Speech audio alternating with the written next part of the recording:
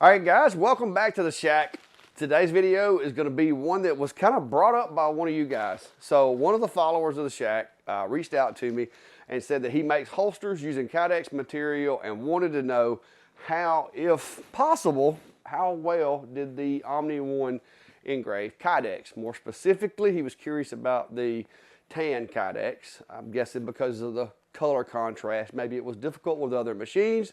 But anyway, he sent me out some scraps to test with, and that is going to be what we're doing in today's video. I've done lots of testing. I've run all these different colors. I've come up with settings that work on every different color. And in the process, guys, I even managed to come up with colors on some of the materials that you wouldn't expect to be able to get out of kydex. So it's kind of interesting. So if that's something you're into, stick around and we're going to go over it.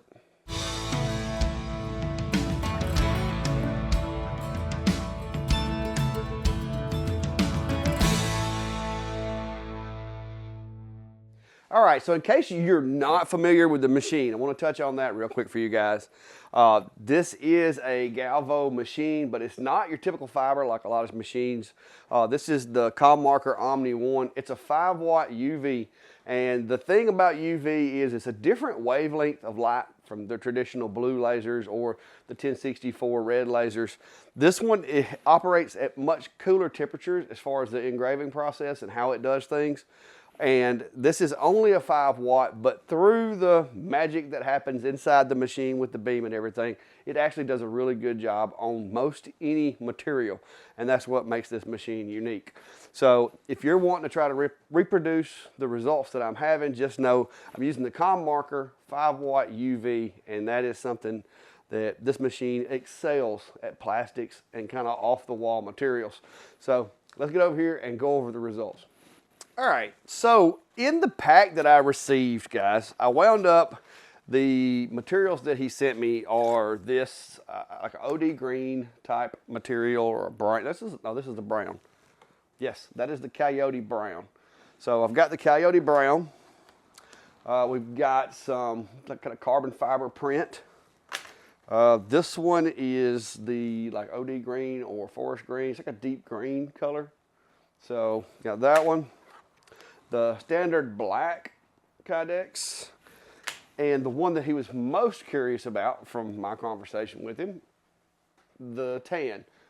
So first off, with the material, even though this is a 5-watt machine, you're going relatively fast. The machine is capable of marking this material. Some of the tests that I did are up to 6,000 millimeters a second. Now, the only thing that I will say about 6,000 millimeters a second with this particular machine is it seems that once you get above 5,000, especially with smaller things that have a lot smaller margin of error, the machine doesn't seem to perform as well at those speeds. So I like to back it down between 4,000 and 5,000 at the most. So, you know, if you have this machine, the capabilities of the machine, just because it's capable, it doesn't always mean that that's the recommended speeds.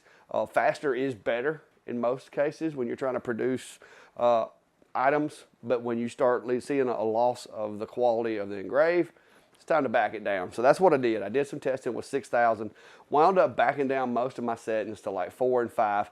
Some of the darker settings, of course, I had to go down to like 2,000. But if you're interested in the settings that I have for the Omni 1, in this video, I am going to upload now keep in mind, guys, that my library is a work in progress.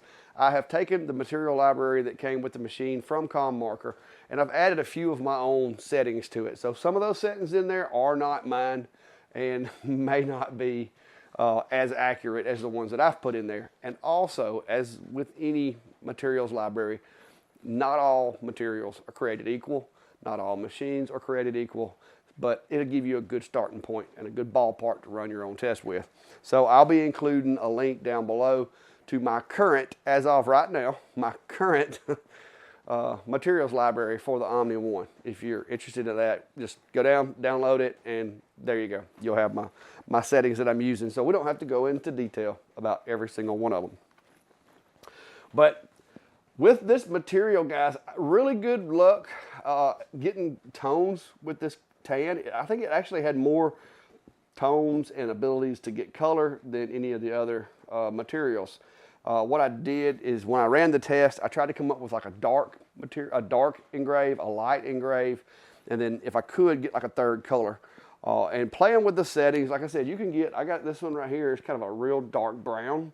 So playing around with the settings, you can actually brighten the colors up, or you can do some really weird stuff with this UV. It has opened up doors as far as these materials and stuff, because you can see it's not melting, it's not burning it really. It's barely any fumes or anything comes off of it. But I will say this, because I don't know exactly how healthy this stuff is to be breathing, and I don't want to breathe any of it. I made sure to have my exhaust on, running, and ventilated this stuff really well during the process. So all you guys that were concerned about safety, as I am, don't breathe it, okay? Make sure you exhaust this stuff really well, because despite what the material claims to be, you don't know what other chemicals may be in it. You don't want to be breathing that. So played around with a whole lot of settings, got some good results. And I'm kind of thinking with you guys that are out there that maybe do holsters and stuff like that, and you're wanting to engrave or put text on holsters and so forth, that's where I think that this testing is going to be beneficial to a lot of folks out there.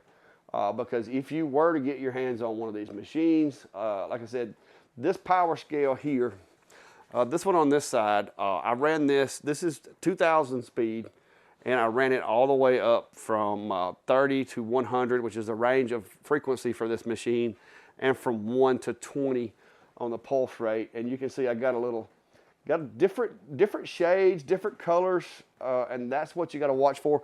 You can also change the focus. You can change the number of passes that you make to get different shades and so forth. But I kept playing around until I got that, that little guy right there. Got it to where I can get some good contrasting shades, and that's kind of where I locked it in at. With the carbon fiber is a little more challenging because of the fact that it has that rib and that kind of visual effect to it underneath. So that kind of takes away a little bit from the engrave.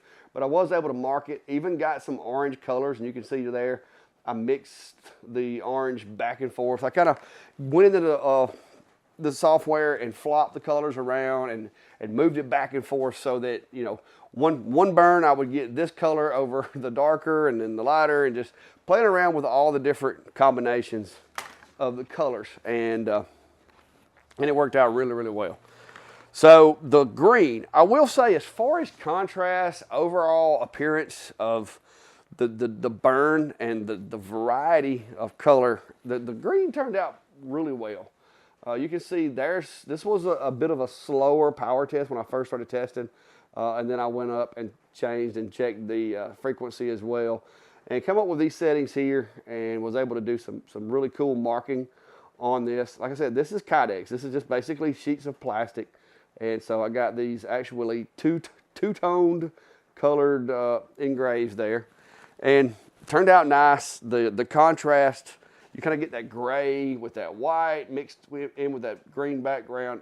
Looks pretty awesome. So the one color that really, really shocked me, and you guys are probably already, if you've seen my post or my thumbnails, you've probably already figured it out.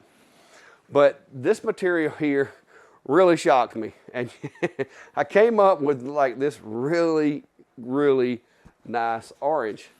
And so I got to playing around with those settings, like I said, and I ran that, and then I just kept doing it. I found white, I found a light, like a really light engrave, and orange. So those are the three colors that I put in my settings library. But yeah, I thought that was pretty cool.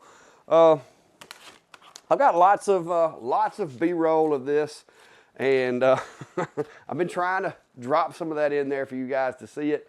But yeah, the cool thing about this material that I think I like best is this material. Not only is it kind of a DIY material for making holsters and holders and compartments for pocket knives, or whatever else you can imagine, you can also, with the 5-watt UV, you can also do some really cool customizing.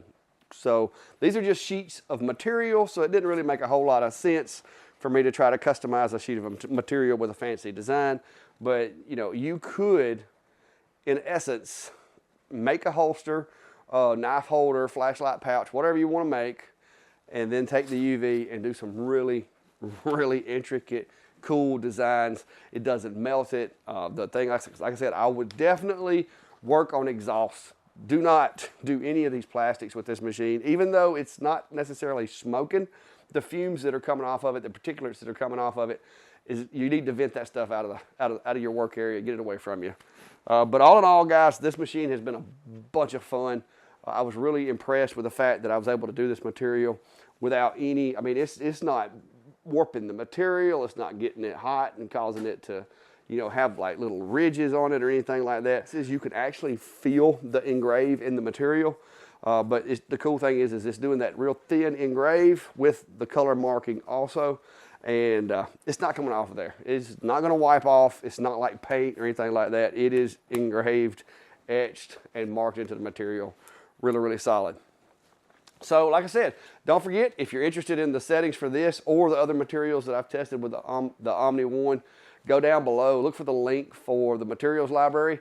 Some of those, like I said, are going to be the ComMarker settings that comes with the machine, but I have went in and updated a lot of them. So if that's something you're interested in, go check out the link and download that. And if you hadn't already, guys, be sure to hit the subscribe button, follow, turn on notifications and all that, because the more videos we have coming out, you'll be able to keep up with them and know about it. Also, don't forget, Sunday nights, 7 p.m. Central, Steve and I over at Vintage Workshop, we do our live show every Sunday night. We're at like 109 episodes, I think, now. And we're answering questions, we're demonstrating things, showing you guys how to do stuff. It's a great community full of people willing to help you, willing to answer your questions. Even if it's not Steve or I, we got lots of guys in there that have the experience, the knowledge, and the care to actually want to tell you the right information, that almost any issue you're having, we can give you a direction and some answers in that live show. And it's Sunday nights at 7 o'clock p.m. And we'd love to see you there. So until next time, guys, be safe and have a good day.